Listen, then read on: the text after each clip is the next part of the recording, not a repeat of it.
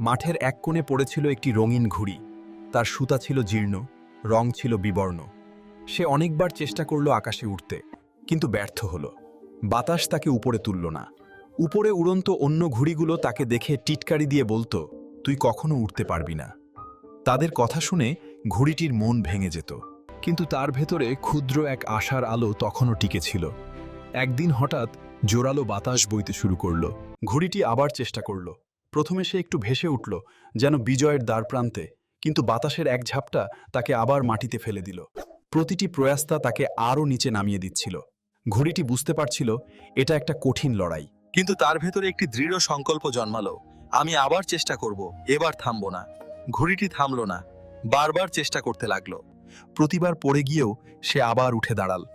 ধীরে ধীরে সে আকাশের দিকে ওঠা শুরু করল।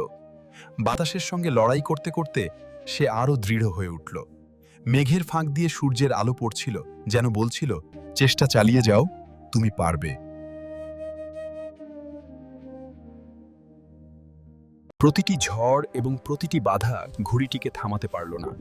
সে ধীরে ধীরে উপরে উঠল, বিশ্বাস নিয়ে, এবং বুঝল কোনো সমস্যার সমাধান কেবল ধৈর্য এবং দৃঢ় চেষ্টা দিয়েই সম্ভব।